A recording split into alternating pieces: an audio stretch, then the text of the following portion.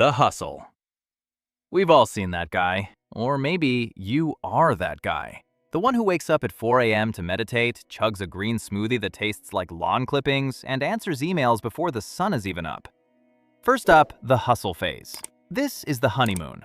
It's that time when you're running purely on the dopamine of a new project. You've got ambition leaking out of your ears. You're the hero of your own montage, high-fiving your reflection in the mirror. It feels great, doesn't it? You're drinking that triple shot espresso from a mug that says, "Rise and grind." You're listening to motivational podcasts at 1.5 times speed because normal talking is too slow for your genius brain. But here's the secret they don't tell you in those business books. This is the most dangerous stage because it feels too good to be true. You're setting boundaries that don't exist, sleeping less, and telling your friends, sleep is for the weak. It's a high. You're like a kid with a flamethrower. Super exciting until you burn the house down. In this phase, you don't just work, you hustle. You're the CEO of your life, and you're driving the car at 100 miles an hour. The visuals here are all clean desk, sunlight streaming through blinds, and a brand new, fresh notebook. You're crossing off tasks with a Sharpie like you're in a spy movie. But look closely. That green smoothie is sitting right next to a half-empty bottle of ibuprofen. You're not tired, you're excited. This is the stage where the seeds of burnout are planted. You just don't know it yet. The grind. Welcome to stage 2. The novelty has worn off, and now it's just work. The hustle has become the grind. Suddenly, that motivational poster on your wall looks like a threat, not a pep talk. You've stopped doing things because you want to, and you're doing them because the mountain of tasks is about to crush you. It's that feeling where you wake up already tired. Your personality starts to shift. You get road rage at a stop sign. You stare at a loaf of bread in the grocery store and feel genuinely overwhelmed by the choices. Sound familiar? That's not just having a bad day. That's your nervous system screaming. The visual for this stage is chaotic. Your desk isn't clean anymore. It's littered with empty coffee mugs, a crusty bowl from last night's microwave meal, and 3 different colored sticky notes that all just say, "Do this now." You're working harder, but the results are plateauing. The joy is gone, replaced by a sharp sense of anxiety. You start snapping at your loved ones. When your partner asks, "How was your day?" you want to scream, "How do you think it was?" But you don't. You just take a deep breath and open your laptop.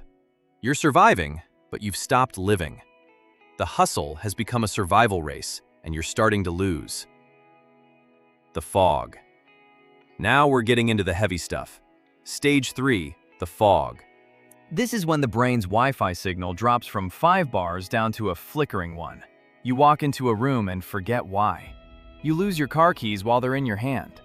This isn't just the Monday blues. This is cognitive decline due to chronic stress. In this stage, you don't care about your phone notifications. In fact, you hate them. The sound of a ping makes you want to throw the phone into the ocean. You stare at a blank document for an hour, willing the words to come out, but nothing happens. It's like trying to start a car that's out of gas. Visually, think of this as a grayscale filter over your life. The sun is out, but the world looks dull. Your desk looks like a disaster zone. Old mail, empty water bottles, and a plant that is definitely dead. You feel stuck. You're frustrated because you know you used to be good at this. The anxiety from stage 2 has curdled into apathy. It feels like wearing a heavy, wet blanket. This is often the stage where people start canceling plans. You tell your friends, "I'm just tired," but it's deeper than tiredness. It's a deep-seated lack of motivation.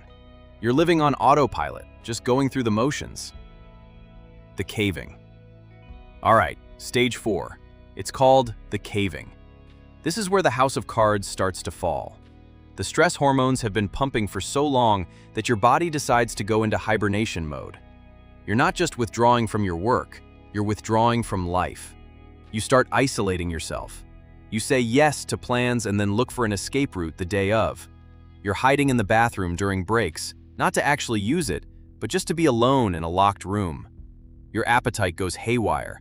You're either eating everything in sight because your sugar is crashing, or you have zero interest in food.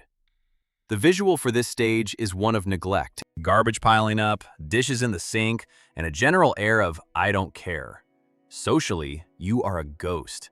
You've turned off your notifications for everything except maybe the news, which only makes you feel worse. Emotionally, you feel numb. You're like a robot going through the motions, but the robot is broken. You feel guilty for feeling this way, which just adds more fuel to the fire. You think, other people have it worse, but your brain is screaming, "I can't do this anymore." It's the calm before the storm. You're caving in on yourself. The void.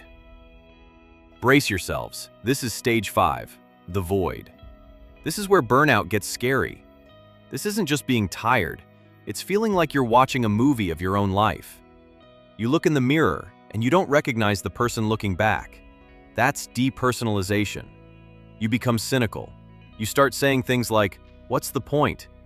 You stop caring about your performance. You're not trying to be a bad worker. You've just mentally separated yourself from the process because it hurts too much to care.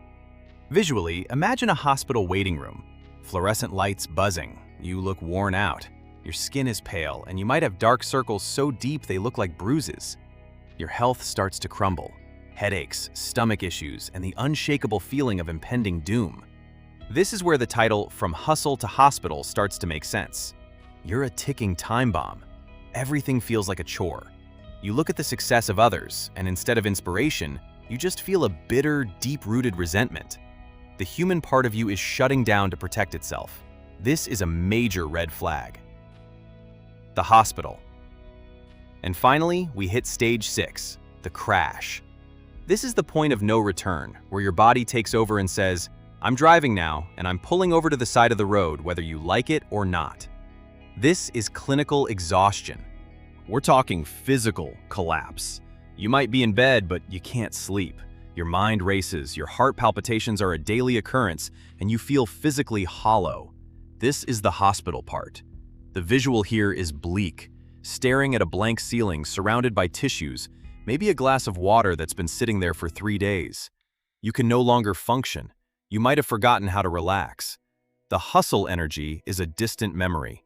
You're dealing with full-on depression or a nervous breakdown. This is when you have to stop. No amount of positive thinking or green smoothies is going to fix this. This is a medical emergency. It's the result of ignoring the other 5 signs. This is where your brain and body finally force you to take a break, and the only sound you can make is a sigh of defeat. So, from hustle to hospital. It's a journey we all take way too often. The key isn't to burn out, it's to catch it early. If you see yourself in any of these stages, remember, your mental health is your real wealth. If this resonated with you, smash that like button, subscribe, and join the conversation in the comments below. Tell us what stage you're at. Let's talk about it. Thanks for watching.